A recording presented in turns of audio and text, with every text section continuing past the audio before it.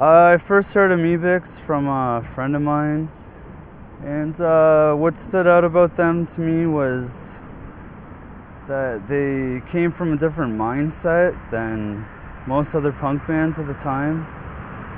They had a really apocalyptic atmosphere about them, really a mysterious kind of like a spiritual vibe, you might even say.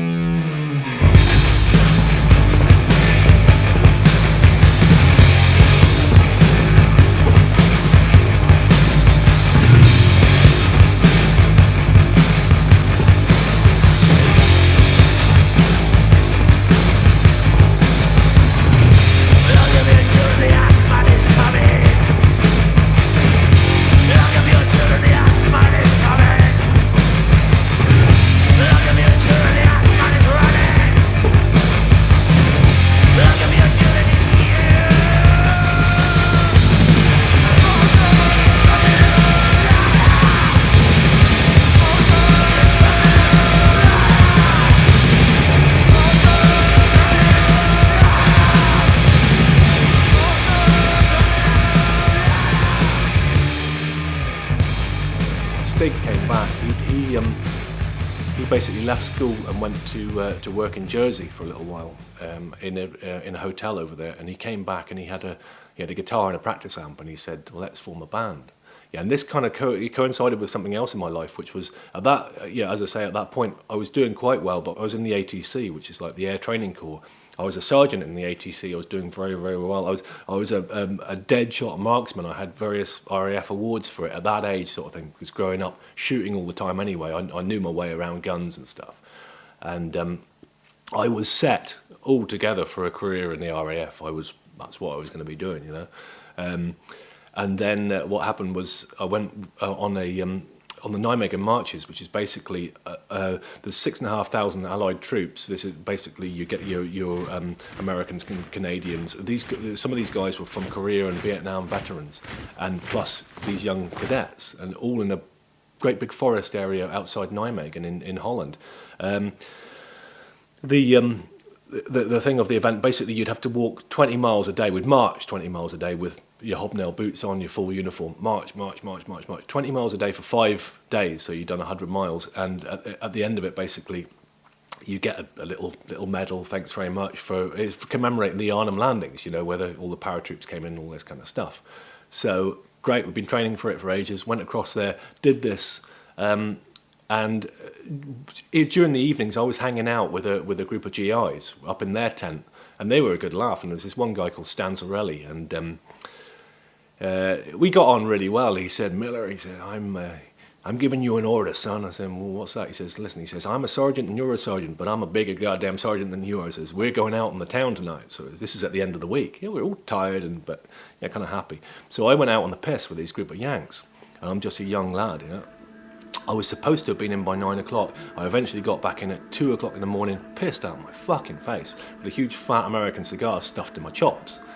So I'm wandering down through the camp, out of my head, and popped my head into the tent where we were staying, and the boys in there, the rest of the cadets were going, "Miller, you're in fucking trouble now, boy." Yeah, I got pulled up before the officers in the morning. "What the fucking hell do you think you're doing?" We had the MPs out after you and all this kind of stuff. It's like, well, shit. So I went back home, and I didn't really have much of a choice after that. I went back to the ATC hut the next week, and the NCO guy was saying, "Well, what are you going to do now?" I said, "Well, fuck, I'm going to form a punk rock band." And that was it. Punctuated. Formed the band with no name. Me and Stig and Billy Jug, who was a mate of mine from school as well, and we got a tea tray, and he was drumming on the tea tray, so that worked pretty well for a little while, along with the guitar going too. And then we got Clive Barnes, who had this ropey old bass, so he brought the bass along, doing. We're not flashing, we are not nihilism, we are anarchists. Well, what can I say really? At the end of the day, it was better than glue sniffing. In what way? In what way? It was better spending your time in a band trying to play an instrument which you couldn't tune and having a laugh than the dullness of living in the West Country, really, in the sticks. A bit older, I'd been over to Jersey doing hotel work and stuff when I came back. And I didn't have that much work, so I got this shitty job doing youth opportunities. I was walking to work every day, you know, and trying to hitch a lift, but like, you know, people were wary of people looking a bit different in those days, like they are now, but even more so. And it was more a case of like, walk along and think about things, and I was just thinking about a good name, kind of like a corporate sort of logo idea for something that's real simple and basic, just sort of basic idea, and sort of came up with Amebix and came back to Rob and told him about it that evening. It all kind of focused from that. The idea came together from that a bit more, you know, because we couldn't. When we first started, when we did the band with a name, well, I used to wonder why each gig used to sound different, because I didn't know that you had to tune a guitar. I thought you just bought it from the shop, and I thought the machine heads were just putting the strings on, you know, to hold them on. Didn't know you had to actually turn the things around to make it change notes. So we did about 20 gigs not knowing how to tune guitars, and thinking like, you know, why does this gig sound better than the last one, or this gig sounds more shit than the other one, you know? So everyone really hated us. Punk in the 70s was UK subs, the Ruts, bands like that. I think, you know, just getting into, I was living in quite a small town in the West Country. We were picking up stuff through John Peel, Discharge, you know, Crass, all those bands. But I think the first band I was really into was the UK subs, Stranglehold, that era. I saw The Clash when I was 13 on the 16 Tons tour. So it's just the energy of the moment, really. I don't think we were particularly politicised or we had any agenda. It was just that general feeling of being a youngster, being pissed off with school, not liking authority, and just finding that whole sort of punk thing as a big outlet, really, without really any kind of coherent philosophy around it at all, apart from, you know, fuck it, let's go out and have a good time. All of this time, yeah, as I said before, I never really learnt to tune our instruments. And we'd consequently play these gigs. No two songs would ever sound as they sounded originally, you know, because things were constantly going out of tune, and nobody bothered to ever tune anything up. So it's like, well, just fucking play on this string here and keep going, and it sounds vaguely like it did the last time.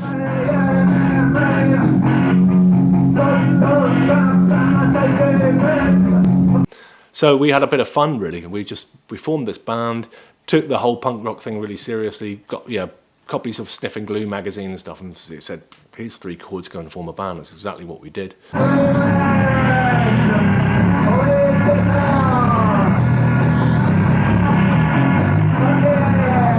And really got up people's noses locally, because it was the time where you had Saturday Night Fever, all the sort of Bee Gees disco stuff going on, and you know, people would be turning up at the local discos in the nice white jeans and the pearly bloody tops and all the rest of it, and we would just be these skanky fucking kids in drainpipe trousers. But it was enjoyable, yeah. We had a good time going and playing local village halls, getting canned off stage and spat at, getting slagged off in the local press, just doing the sort of small town punk rock thing. Me and Stig being pretty much the only people that are immediately identifiable as punks, in that we had slightly spiky hair and bit tattered jeans and stuff like that, you know. Chris and Rob were Amebix. There was no one else. Amebix is Rob Miller and Chris Miller and no one else. I was just the catalyst that brought them into being. The spark of life, yeah, if you like. And the glebe was the womb of Amebix. There was one incident that happened down there which I think had a long-lasting effect on Stig anyway. It made the national news at the time, and he was attacked by a puma and basically shredded, cut to ribbons as a 6-year-old child. 120 stitches, severe bleeding everywhere. I mean, these days he's still stitches all over him, you know. It was a really weird thing to happen in the remote area of Devon like that. A friend of our father's was a millionaire, but basically he was a manic depressive as well. And he had one toy after another, and he'd buy a helicopter at one point and go and play around with that until he got fucking bored. And the one of his latest things to come around was to show us, got a puma, but they didn't tell us kids about it. Put the puma up behind the cottages at the bottom of the land, and they tied it with a chain to the telegraph pole down there, and we didn't know anything about it, and we were just playing, and we went to play hide and seek. Stig went to hide behind there, and he basically the puma jumped on him and shredded him. But it was just, apparently he was very, very lucky because the puma, he was just playing. Otherwise he would have been dead. It was just clawing at him, and he came out. So I didn't spend a lot of time with him, with Rob, when we were young, when we were little kids together. But like from the age I was about 12, 13, I really kind of went, off the rails and got sent to different schools and got expelled and chucked out of here and chucked out of there, and ended up going off to this maladjusted kids school and coming back from there. And so we kind of didn't see each other for quite a few years, really. And I didn't live in the family home, I lived away in the school, which is sort of full-time boarding, And that was like, the influences I did, I think, in some ways, come from the kind of family we've grown up in, None of our parents ever went to church or nothing, They were all like kind of second, third generation pagans, if you know what I mean, and the Norse kind of side of things, And all different philosophical ideas, things I'd always been interested in, Just trying to alleviate the boredom of living in a chicken shit town, just to make a good noise and maybe put a decent idea out there, Basically, just to make a difference somehow. Or maybe inspire people to do something different, When I remember Devon, I am haunted to the depths of my soul by a beauty and warmth that has filled me completely, by the poem that was never read, but that was written within me by a graceful and perfect hand. The smell of ploughed earth and the croaking of rooks in the witch's wood, shadows over the stream beds where the speckled trout wave like weeds in the soft flowing current, the still dry stones of the tors on lonely Dartmoor, away to Tavistock, away to Plymouth, plunging down once more into the wiry hedges and maze like lanes of Peter Tavy. I drank and I drank deep, and I am utterly haunted still by the fields of my youth.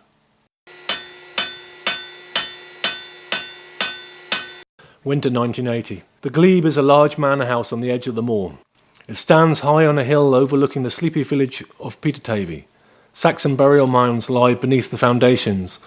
A thin membrane separates us from the ancient voices that stir beneath our feet when the doors of midwinter open into the other world. This is a place of many ghosts.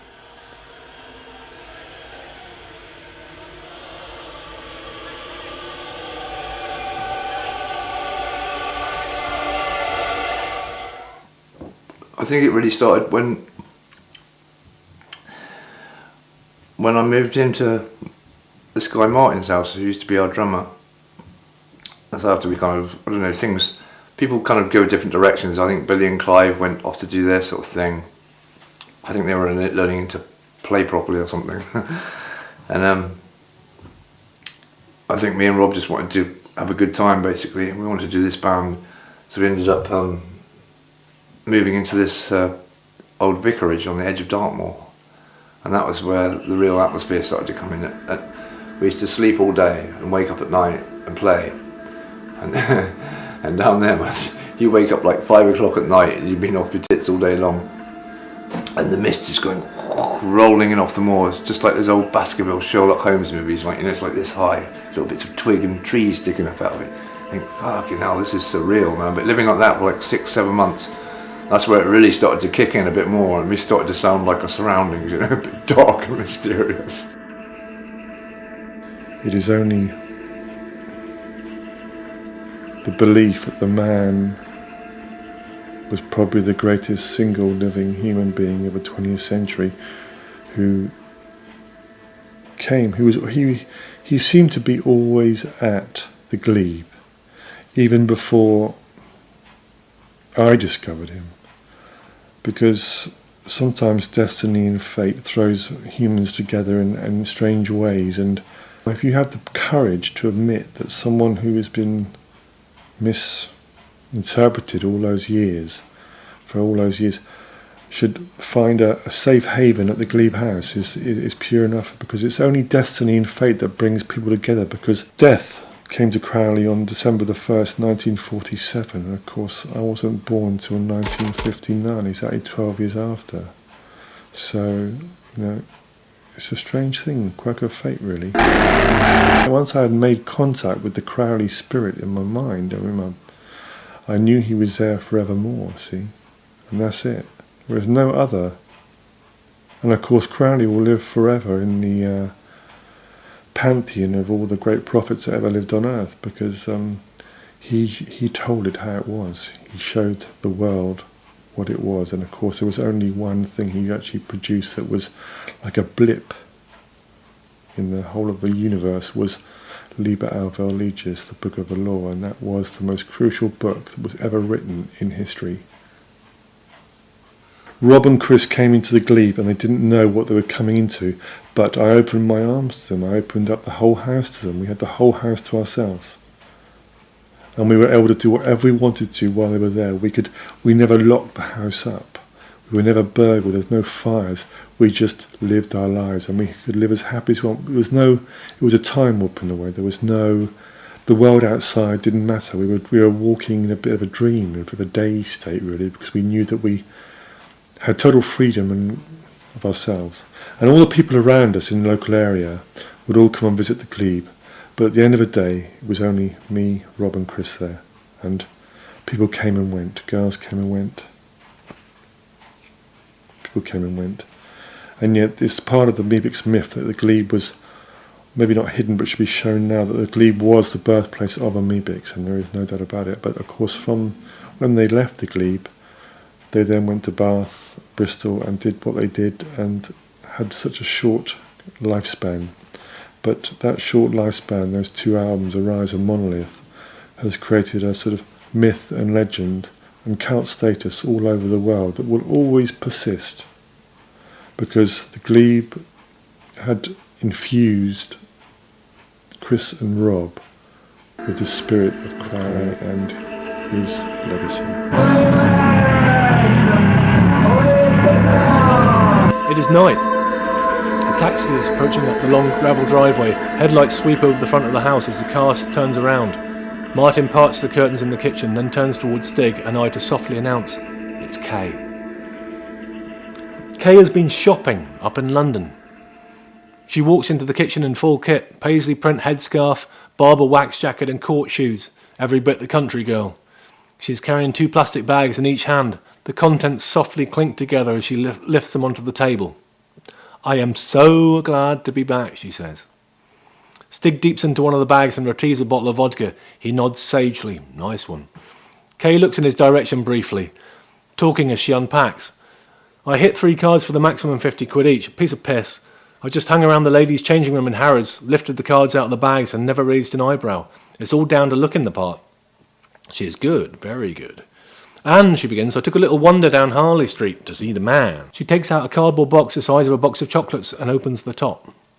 I crane my neck over the other 2 lads to see a row of small glass ampules. "Fiseptone," she announces. "So who wants a hit?" This is an important question. So important that time seems to slow down for an instant. I realise that something fundamental hinges on this moment. Kay's man is her doctor in Harley Street. She's a bad girl from a good family. When she fell into the junk scene, her parents could make sure that she got the best help that money could buy. Fiseptone, synthetic heroin, clean and legal, if you had a Harley Street doctor.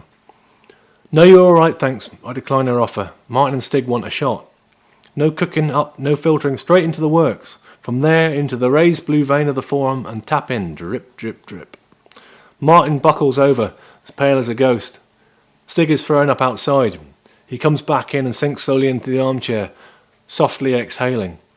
A smile briefly touches the side of his mouth before the eyeballs roll back and up into his skull.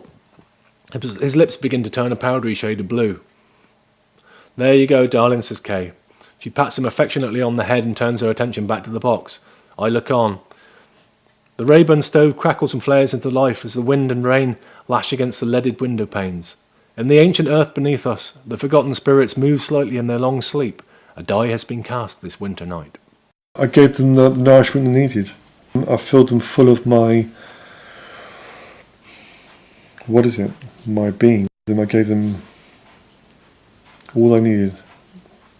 But I couldn't do anything more for them when they left because I had to recover myself in London, and but I was back very soon, and of course then my life changed in other ways. I was still doing my photography, and I had friends, and I was still doing my artwork,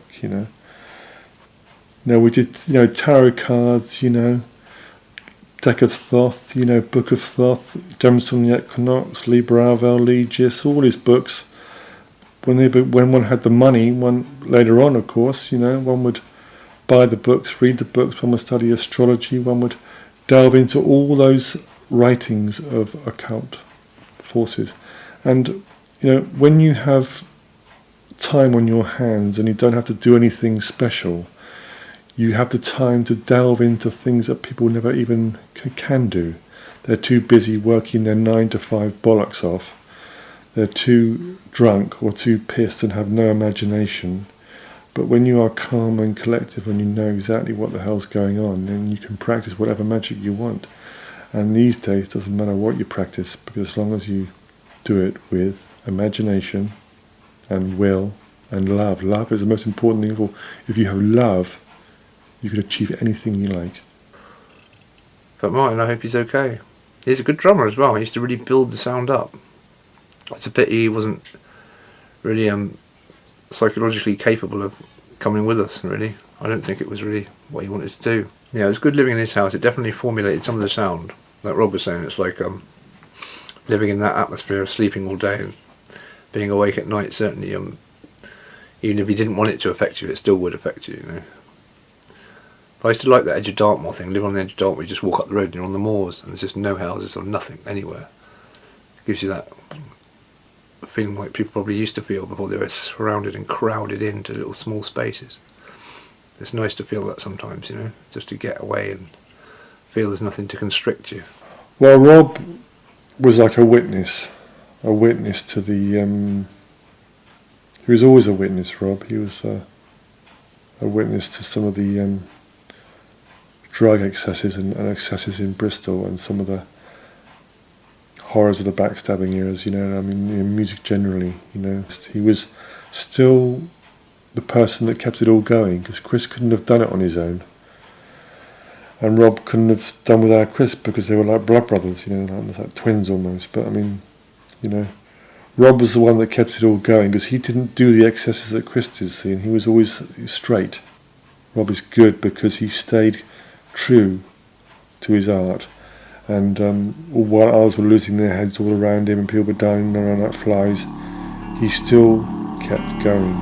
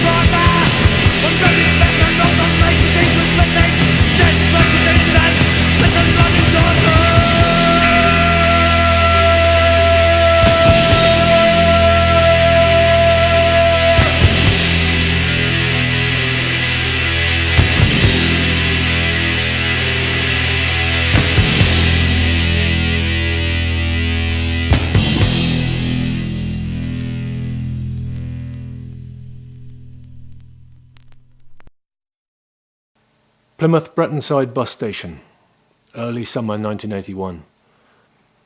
4 scruffy-looking characters are boarding a CityLink bus, pushing their few tatty belongings into the hold.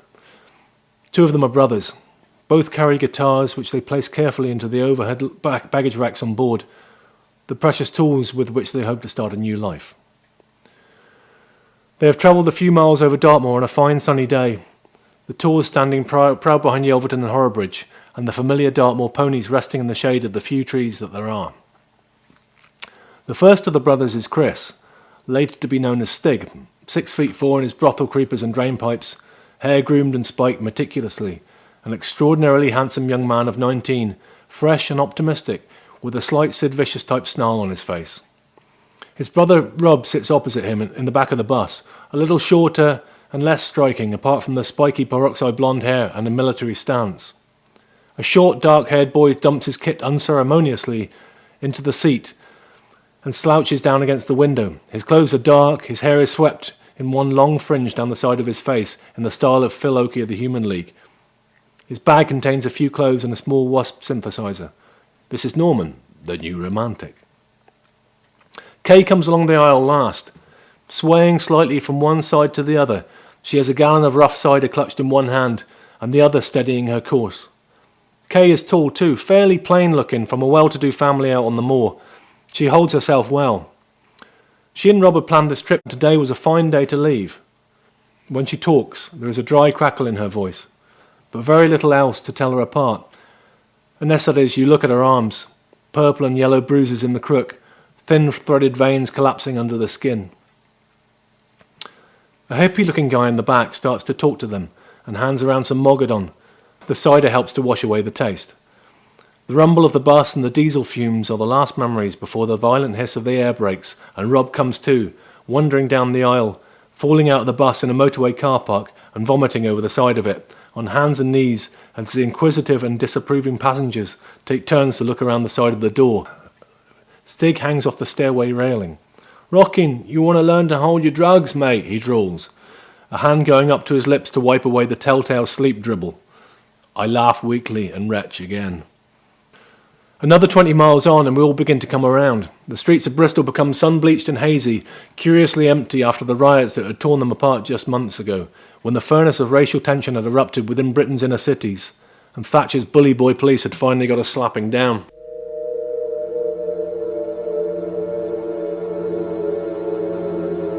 Steve Curtis had moved into a hostel. Me and Neil followed afterwards, and then the dole was paying an absolute ridiculous amount of money to the hostel so that we could stay there. And then after a while, Steve Curtis found an empty house down the road and said, fuck this, I'm going to go and squat down the road instead.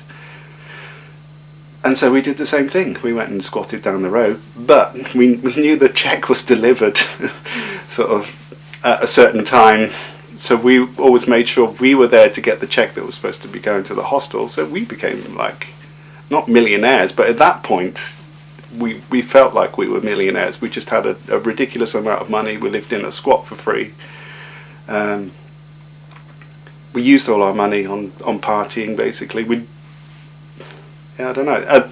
So what happened is we had one squat that got out of hand and got closed down. It had no electricity. It had no water in the end. It had no windows. It was winter, and we moved over to another squat in St Paul's. That was at the point in time of the Bristol riots. So what had happened in St Paul's became a police free zone. So it was an amazing place to be a punk. It was also a very, very dangerous place to be a punk in some ways, because just the community there wasn't sure. It felt like the St Paul's community and the punk scene both it was kind of misfits in society in a way, not fully accepted, not understanding how we sort of fitting into society. So there was some kind of acceptance for us. In some ways there wasn't acceptance for us. We moved into a squat in St Paul's, and I remember by that point we picked up a bass player called Steve Robinson, and one day he brought home the Amebix, Rob, Chris, and Norman, and that was the whole start. What they came into was it felt very free for authority. There was just, the police didn't come into the area. It was, you could do whatever you want. If you wanted to get drunk and run naked up and down the street, no one was going to stop you. I mean, it was just, you could basically do what you want, but that meant anyone could do whatever they wanted to you as well. So I mean, you could get stabbed in the area, or there was no point having anything of value in your house at all, because it would get stolen. People would break in. We did have like gangs coming into the house. Stig is lying on the floor a few feet away from me. He too is now wide awake. "What the fuck was that?" he asks. I mumble "downstairs" as I crawl out of my sleeping bag and over the yellow streetlit floorboards to the stairwell. Someone is running up out of the darkness below, behind them the inhuman screaming. It is Dog running towards us, wide-eyed with panic, a bread bag of glue hanging from one arm as his mouth opens and closes like a fish on dry land. "It's Steve," he says. "He told me to lock him in the cellar. He's going off his fucking head." There's a crash and more wailing. Stig has appeared beside me whilst Norman and Kay huddle in their corners, blankets wrapped around them. "There's nothing we can do now," I say. "Best leave him till the morning. We try to get some sleep." Steve Robinson is the bass player for Disorder. I met him walking across City Road the other day. He is slight and ferrety looking with an intense angry glare. He wears a studded leather jacket, his hair shaved at the sides to leave a short mohawk, what we call a borstal-heeken. The length of the heeken shows how long the man has been out of prison. This is our first squat, a derelict 4-storey building in Albert Park just off Ashley Road, both the stalking ground for prostitutes and their punters. Steve is a casual visitor. He isn't allowed to sniff around the Disorder squat, so they've grown tired of his displays of random violence and screaming fits. So we have the honour of his company by default, along with half a dozen other vagrant youths moving in and out of the place over the next few short weeks that we are there. The Disorder squat is just around the corner in West Grove, a smaller place with a resident hippie, Jitter John. He cooks up flour chapatis on a small wood-burning stove whilst we take a look upstairs. Steve Robertson and Becky Bondage share a room, one stained and damp mattress and posters on the walls. These are the only furnishings here. Becky is the singer for Bristol's big-name punk band Vice Squad. We saw her on the way down the street, or at least her buttocks. She pushed him out the window to pee into the garden below. Well, they weren't just like a normal punk band. Norman came over as sort of a emo type Human League, because Human League was actually cool. I mean, a lot of people think about this sort of stylophone pop that they turned out, but before then, sort of Being Boiled, it was kind of very industrial and dark, more towards the sort of cabaret Voltaire side of electronic music. That was the sort of electro punk that was brewing sort of post 77. And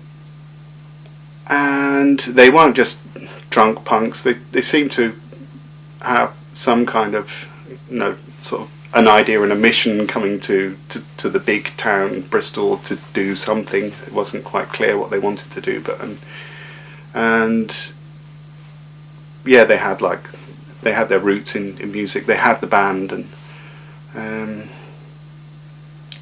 just interesting bunch of people. Not the normal sort of punks that we were hanging around with at the time, sort of the post 77, 78 punks, which were either absolute lunatics, football hooligans, or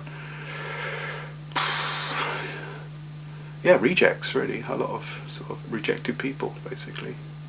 They were slightly more intellectual and just different, just a more interesting bunch, more creative. They felt like more of a creative energy around them. So. I have a lot of really good memories from that time, and like some of the sort of crazy antics, and with bands like Disorder and Chaos UK, and Rockin used to go up and play Dungeons and Dragons with Chaos UK, didn't he? While Stig and I used to get mashed out of our face, and probably why Rockin's memory of it as well isn't so happy is because we were probably oblivious to a lot of the crazy shit that was going on, because we'd be out of our face a lot of the time, And it's a shame in some ways that we were out of our face, because there was a lot of really good things that were, that you did get involved with at the time. Yeah, and a lot of good gigs, but there weren't as many people who now claim to be. If all these people that say, "I was at Amebix's first gig," we're at Amebix's first gig, man, we'd be rich. We'd be rich. Yeah. When people going, "Oh, that's not great punk rock. I don't want to fucking listen to that." That's the way it is, though. Because it wasn't a popular thing then, It wasn't, was it? It wasn't what everyone was into. Yes, it definitely inspired people. I mean, people like Antisect who came along. Yeah, good.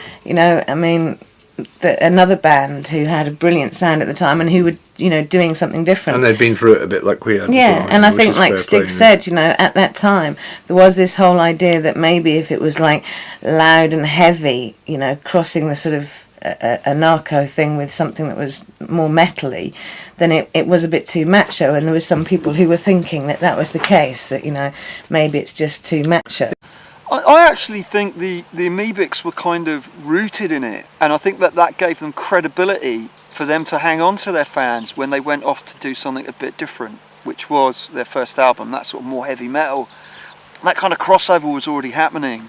I know it was happening in America in a different way, but I think it gave them credibility that they had that sort of a narco past, that they had been squatters and stuff like that. So they had that credibility, but they also seemed like they weren't part of it anymore. They seemed they sort of moved on. They weren't openly political. They didn't have a particularly politicised agenda. They just seemed to be sort of reflecting the kind of I don't know what you would call it, of that particular moment of British history, or where culturally Britain was at. And it was a pretty kind of bleak sort of moment in British history, in terms of being young, mass unemployment. There's a general feeling that we were all sort of thrown onto the scrap heap. There was a sort of mutterings of, there is going to be a war between Russia, the Soviet Union, and the West. It was kind of sort of bleak days, really. So a lot of the hopes of that anarcho scene would start to unravel. I think Crass would have split up by that point at 84, or stopped making records. So the Amebix, I think they kind of, in some ways, captured that turning point, I suppose, of the movement, of the maturing of the anarcho scene. But they did sort of represent, I believe, a break from it, to be honest. It was a hell of a good punk scene. It was a lot of bands, a hell of a lot of energy, loads of gigs all the time,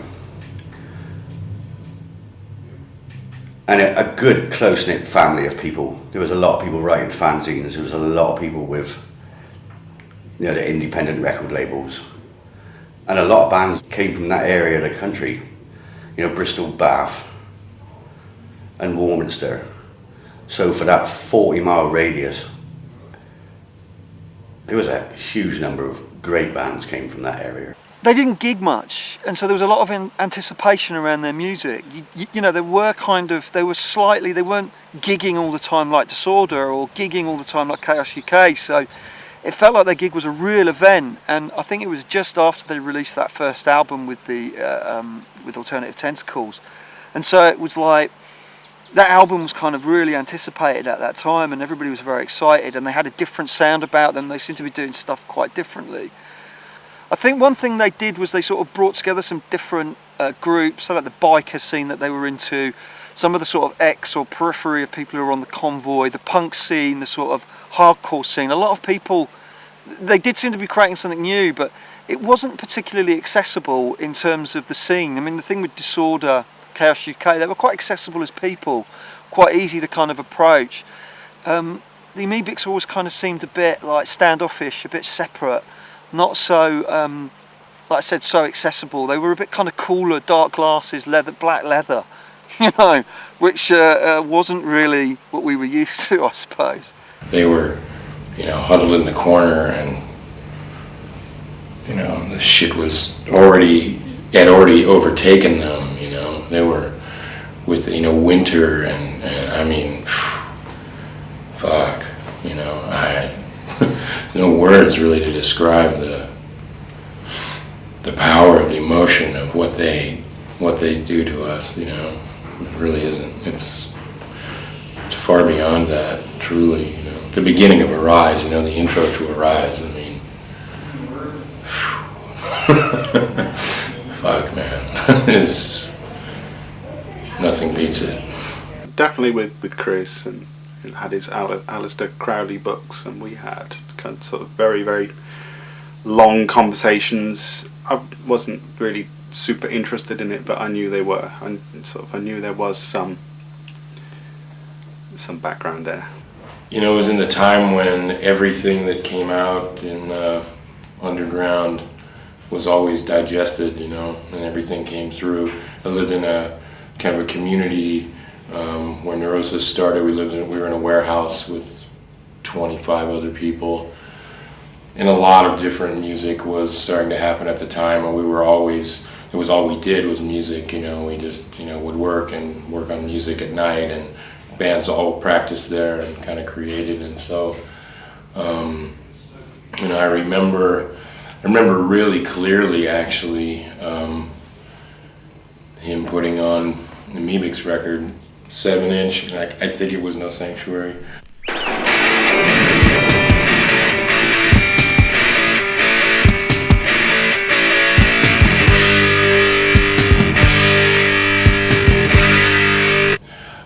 You know, it's like immediately grabbed me because of the different sound to it. It was slower, it was darker, which is much along the lines of where my head was at the time. Well, where my head is at permanently, basically. I kind of immediately felt something in my soul when I heard them that I hadn't really felt with very many things. I don't really know what that is, you know. It's very earthy, you know, like very. It just felt like a direct connection, you know. Like sometimes you hear something and you just know, like, well, this is for me. This is something that I can really identify with. Chris's guitar playing was pretty good, pretty superb, because it was original, and it had an inflection like Celtic Frost drumming. It was a minute sound that was picked almost like strumming, but with notes and not chords. And it was an original guitar sound. If he had been, say, okay, he would have carried on to have been a brilliant, brilliant musician, because 2 albums, it was good enough, but he could have gone on further, because Monolith opened up the door to many possibilities. There's so many things you think about, all the tight things you've done, not on purpose, but just, you know, feces occurs, you know, it does. Shit happens, doesn't it, you know? And a lot of people have died along the way, and a lot of people have been not hurt by us, but there were kind of people drawn to that sort of thing, and it was, yeah, we've had a good laugh, but a lot of people died along the way, you know. It was some hard times and some funny times as well, and you just end up smiling through the tears in the end, because what can you do, you know? No, it wasn't good. There was, you know, what I've said to people before is that the whole thing about Bristol is, it's something that it would have been much better if we'd had a year, if we'd had a season in Bristol, you know, rather than 4 years. The longer it went on there, the more deeply mired we became in this mud, you know. And it's unpleasant talking about it, because it was just like, just increasing despair, really. I mean, we had something going for us in the fact that the band was going somewhere, but looking back on it, we were just getting deeper and deeper and deeper in this sludge. You know, the image that I sometimes use is just a dead city walking around in between different squats, and everybody's asleep eventually. You know, everybody's fucking gouged out. There's just drugs pulling the soul out of the whole place. The whole creative impetus of the Bristol scene just getting drained away by this perpetual fucking erosion of drugs, you know, of smack culture, of the selfish fucking nihilism of the whole thing, you know. I don't have much sentimentality toward Bristol at all. It was a very, very hard time. There was constant insecurity, constant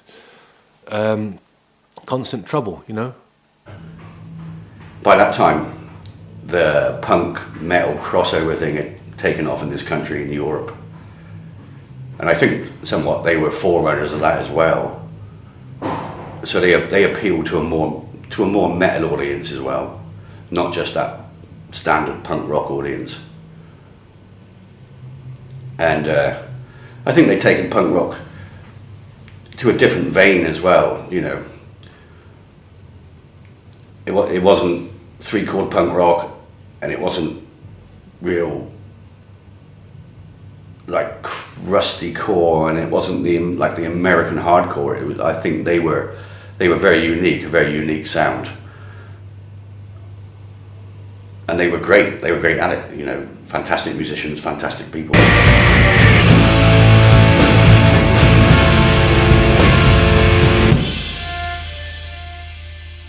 Because I remember at the time there was a lot of what anarchist bands around, and I personally I was always interested in heavy metal as a musical form, but I thought the lyrics were shit. You know, the lyrics in heavy metal were pathetic at that time, definitely. You know, more so than now. Maybe there's a lot of shit around now, but you know, I'm not down with the kids. I don't know.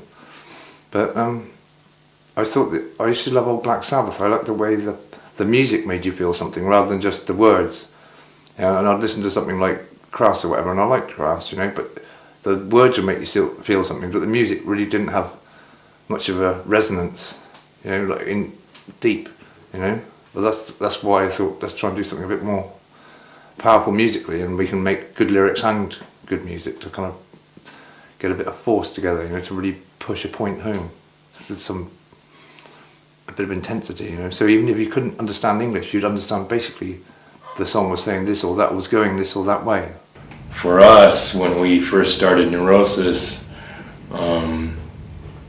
we were looking to build a foundation for a project that would last for our lifetimes, and we were able to separate about 6 bands from all the other music that we knew of and say, okay, these are the things that these are examples, you know, people who came before us who did things that we really respected for any number of ways, and Amebix was at the top of that list because of the power of what they did. And you know, one of the things that I really liked about them, and one of the things that we were never interested in doing, was getting involved in any sort of real politics with our music, because we felt that, you know, music needed to transcend all politics and just be emotion-driven communication to a larger, you know, group of people. And Amebix was, at the time, there was a lot of very political stuff, especially punk rock, whatever you want to call it, scene, and a lot of anti-religion stuff going on. And Amebix were kind of had stepped beyond that, and they were basically writing, from my interpretation, these almost religious songs, but from a pagan perspective.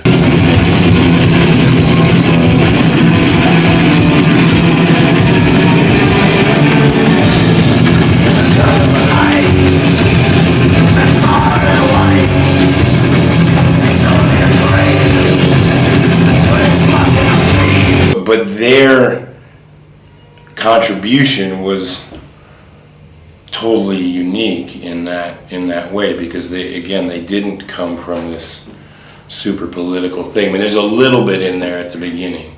You can tell that they have this tie to it, and I know from watching what the fuck movie is it? UKDK, where they're with Disorder and you know, and living together or something, you know, at that time, that's kind of their tribe, you know.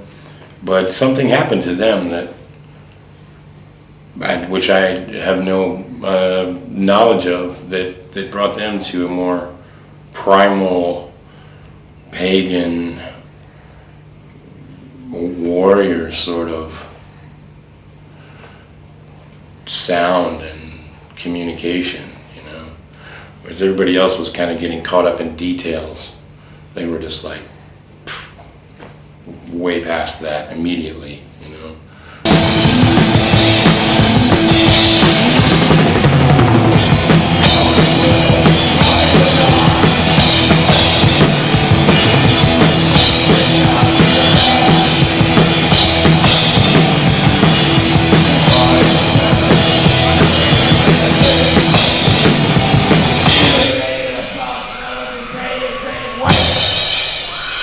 I just wanted to make music that was extremely powerful. So personally, I wanted a mixture of, because I used to take a lot of acid, and I used to love to listen to Black Sabbath and that when taking acid. You know, it was really cranked up full volume. You know, because it's almost frightening. You know, some of that music, because it's especially when you're dripping into something, you get hairs on the back of your neck going, oh fucking hell, you know.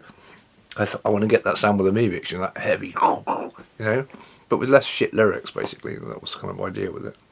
And it wasn't really discussed. Me and Rob just knew what we wanted to do, you know. So me and him had these ideas between us, you know, and we didn't really have to even talk about it. You know, when there's something about taking acid together, you don't even need to discuss things. You sit and listen to a piece of music and you're just going, fuck yeah, you know what I mean? That's the fucking way, man. That's it, you know, like.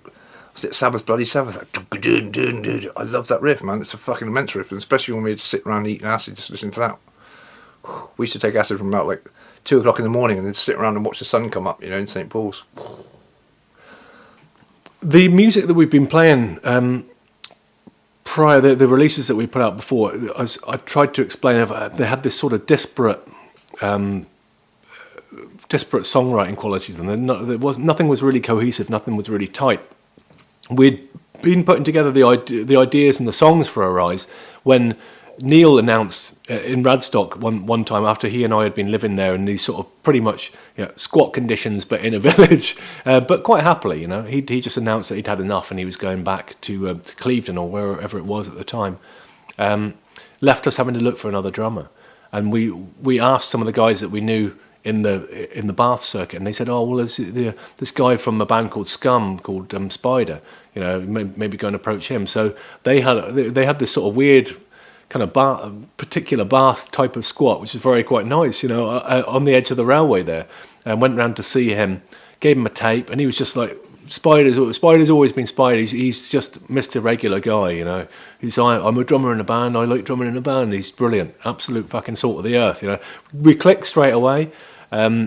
Gave him the tape, and he came back and he started practicing with us. And what he did was he brought a solid beat in. We were doing, you know, basically no more of this pissing around on the toms. It was more of a rock steady kind of thing, you know. So applying that to the songs that we were writing and finding out, you know, verse, chorus, middle eight, making things exciting, making them dynamic. Really, having a drummer and this new energetic force there gave us the opportunity to really explore the sound that we wanted. That's when we started to hang around in Bath a bit more and met Spider and that, you know. So we got Spider drumming for us, and that's when we started to get it really sorted out. The sound, I think, it got a lot better then, you know.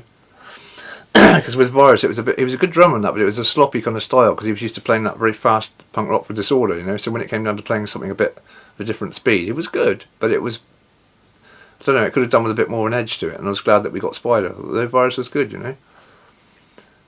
I was glad we got Spider because we did that.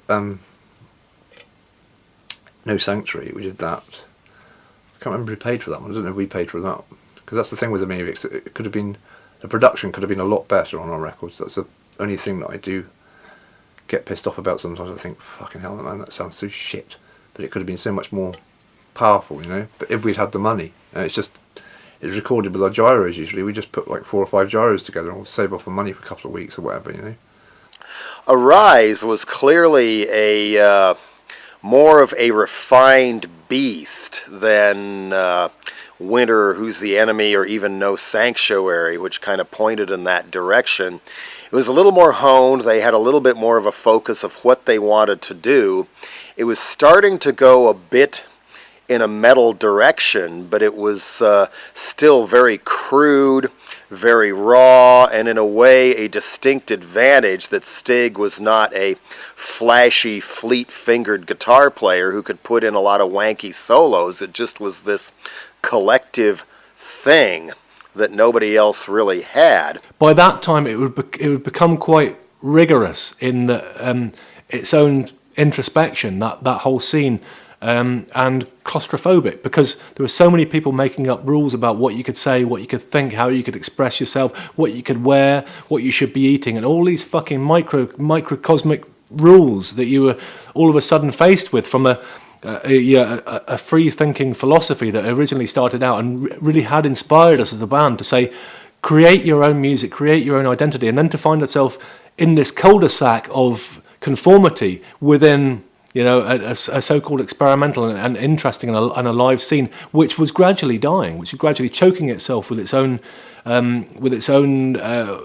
will for conformity. Really, we really needed to stay outside of that, and I think it was a difficult step for a lot of people to accept what we were doing. We got slagged off really badly for Arise by some people when it came out. They couldn't stand it at all. They just didn't like it.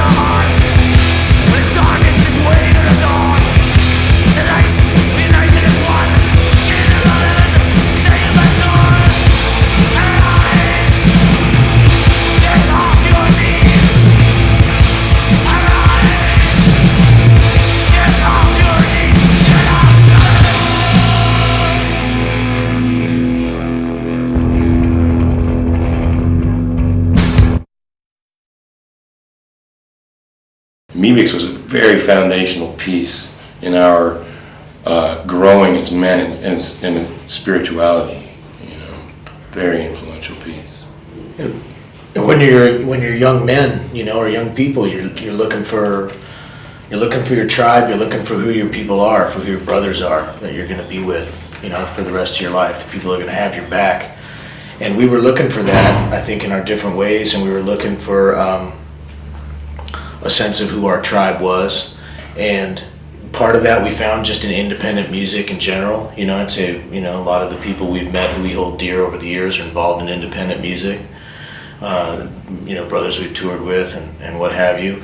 But I think that was kind of the soundtrack at that time of who our tribe might be out there. You know, the people that we'll meet around the world might all just have something in common with this music, you know, because it was, especially from an American point of view, you have a tendency to mythologize what you can't be near. I'm sure it's different for people who grew up in England, but for me, I kind of mythologized that English music and something, thinking, oh, that, you know, Amebix has that same kind of ancient Stonehenge festival vibe that the early Hawkwind stuff had, and that other guitar-driven psychedelic music had. It felt like it had the Celtic soul or the Saxon soul in the music. There was something in it that could have only happened on this place, you know. And for those of us looking back over the water for our roots, that was extremely important, to try to think that you might have something in common with this other group of people over there who are closer to the source. We were just rocking out, you know. We were just fucking thrashing. We were just really just right into it. It was. I was always overwhelmed by the music. You know, if you get a good PA and you get the equipment working right and you got the volume right up and it's all clear and stuff, you just get completely buzzed up by the whole thing. And it was an electric and an electrifying experience to be able to play. Some songs, were so powerful to play live that were just, the hairs are standing up on the back of your neck as you're playing this stuff, and it was really manifesting presence for us. You know, we drew everything up from within ourselves and tried to get it there in that room.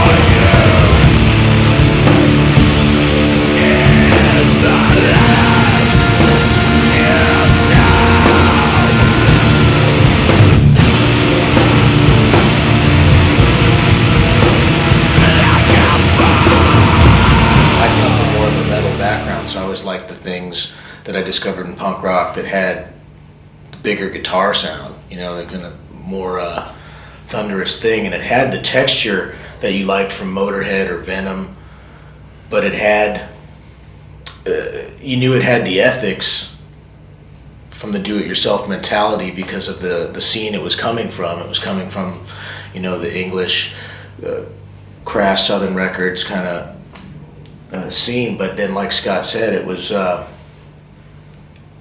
It brought to mind something deeper. It brought to mind, even though it said no gods, no masters, to me it brought to my mind pagan gods.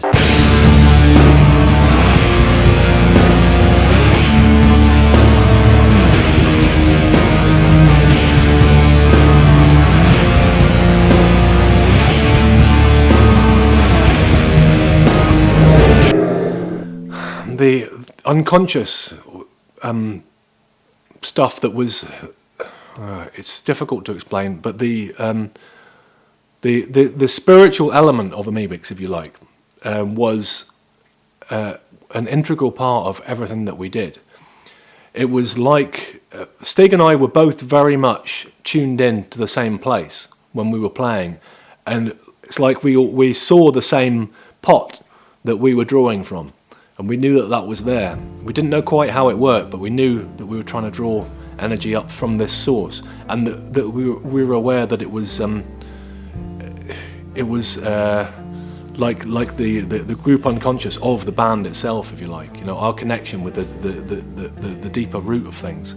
I mean, I always take all those things as with a pinch of salt. I'm an atheist, you know, and I don't believe in mystical mumbo jumbo.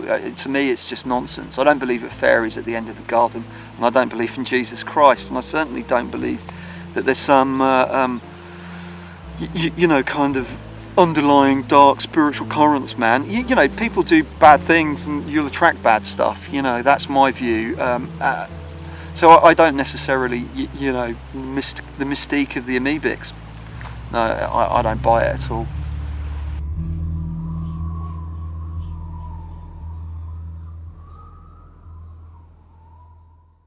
After Arise was recorded, that was our kind of seminal album, I think.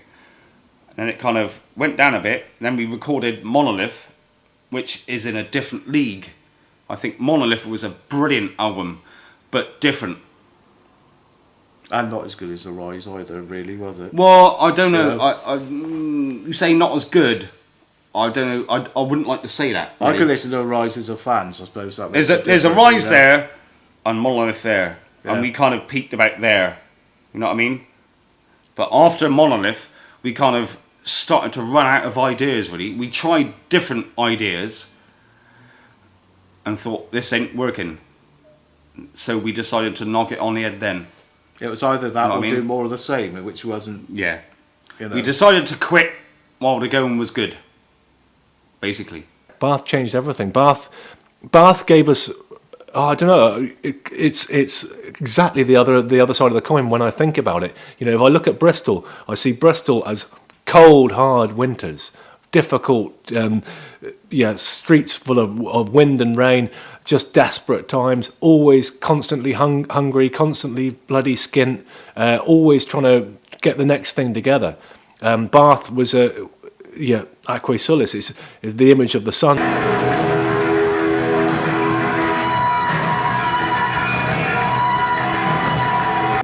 The idealism started to break up in some ways. It just felt all very, very wrong in some ways. We went from, it felt like something that was creative and good went into, it felt like it was being corrupted in some ways by kind of a sort of this travelling attitude kind of thing. A lot of the punks sort of moved into the travelling scene, started dealing drugs. It just felt all wrong at that point. Was kind of a split off point for me in some ways. I came in about 1987. Basically, I bumped into Stig at a party, and I was playing in a band at the time, and we were talking, and he said about supporting them, send a tape sort of thing. So I went back to them, because they're a metal band. I had a bit of a row with them about, and they didn't want to play with a punk band, so I left. And so I sent Stig a note saying, sorry mate, you know, I can't do it because I haven't got a band anymore. And they asked me if I fancied playing keyboards. Mind I hadn't seen a keyboard before. I was a bass player. That's right. I thought, why not, you know? And then, about a week later, I met you. He was handing out flyers at a gig. And That was weird, wasn't it? Yeah. I just joined this band. He said, oh, I'm the drummer. You know, of course he hadn't been told, had he? They didn't tell me fuck all. Of course, and then he went and punched me lights out moshing that night, didn't you? Flat out yeah, cold. yeah, I knocked him out cold. We've been friends ever since.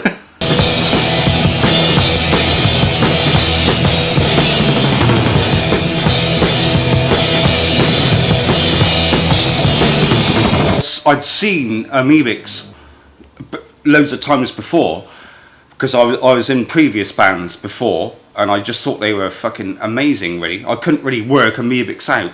I didn't know what they were all about. You know, there was something mysterious about Amebix. And then someone said, "Do you want to join us?" And I said, "All right." So it was a learning process, really. It's fucking great. Yeah.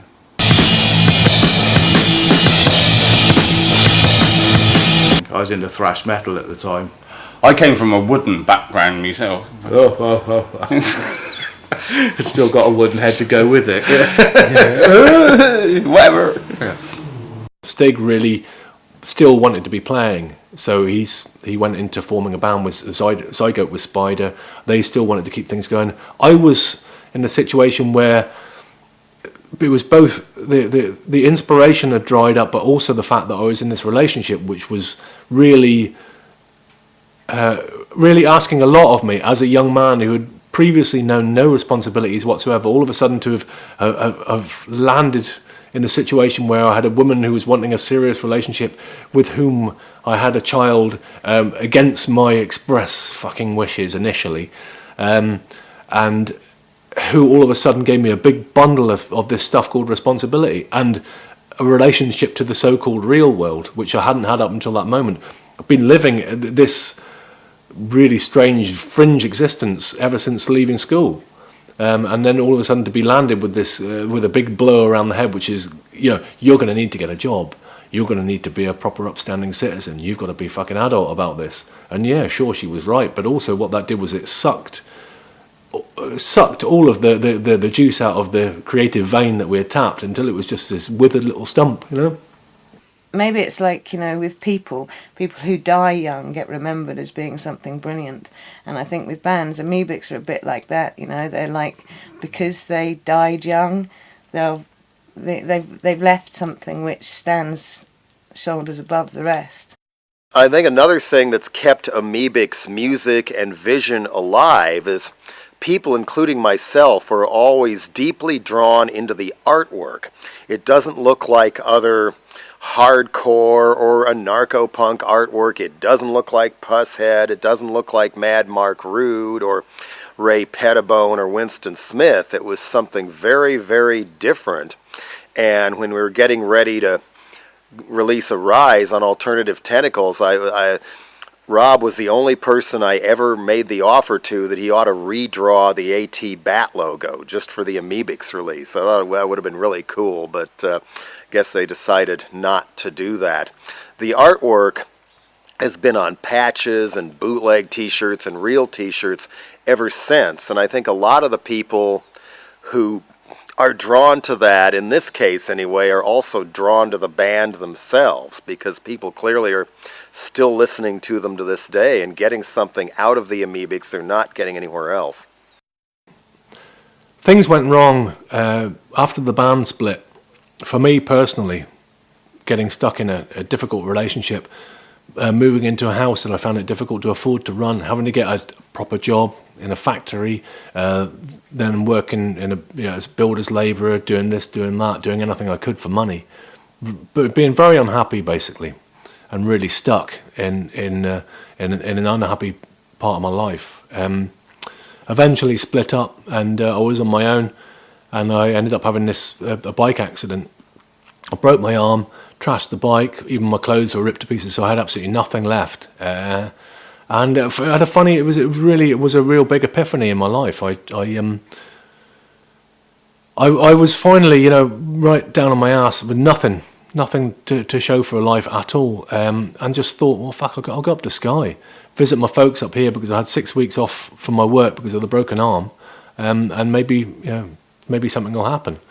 When I got here, I just thought, take the hint, do something different, change your life. Just this is an opportunity. The door only opens once for you to see, and I jumped. Maybe if I was 21 and really, oh my God, man, they've sold out. But I don't think they've sold out. I mean, Rob's a decent person. He's not living in some palace. He's not driving some Rolls Royce. I mean, this is a guy with a family to provide for, and he's trying to do a decent thing. And I think it was really important for them to kind of get a proper closure around this.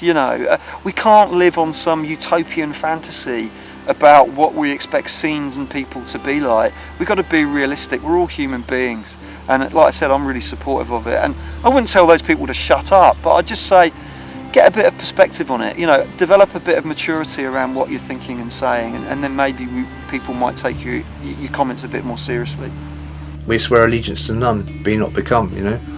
We haven't really got no allegiance to anybody except ourselves in the end, and that's the truth. In the end of the day, it's a universal truth, isn't it? However close you are with your friends, when you're born alone and you die alone, you have to be an ally to yourself in the end, and that's certainly true of Amebix. I think maybe I'm getting a bit up my own arse about all this, but I don't know how people perceive us, or how they possibly think that we are, or what they think that we feel, or that we're dark satanic people or whatever. I don't know how I'm thought of, so I can't, it's quite hard for me to answer these things maybe in a way that people understand. I don't think I'm that bad. I'm not that bad a person, really. I've done some weird shit. I've done good things for bad reasons and bad things for good reasons. We all have, Life's tough, get through it. But I think Amebix definitely kept me going in the time where I was just fucking despaired and given up altogether. You've got to have something to live for. If you look at the artwork from Amebix stuff, it's just chock-a-block with these swords and axes and spears and all these weird sort of images which are just underneath the surface. And when I arrived on Skye, I met up with this guy who was really into his mythology and other sort of esoteric lines of inquiry as well. He really encouraged me to think about what I fancied doing, which was, I thought, I'd love to be able to make a sword. At that time there was no internet or anything like that, so I looked for information for library books and things like that could that show me how to do this. It was very, very difficult to find, but eventually got some books and started up making a little forge just for fun, really, and practiced and practiced and practiced. And now, you know, what I do is recognised worldwide for the basic the quality of the work that I do. But it's taken quite a long time. It's been a really interesting thing to be doing, but something that I never headed out to do at all. It's just a logical extension, really, of what I was doing back then. I mean, people aren't surprised by it. It's the weirdest thing. You know, I had an email from somebody the other day. You know, Rob Miller went on from being a singer in the band Amebix on to making swords on the Isle of Skye. Of course he did. You know.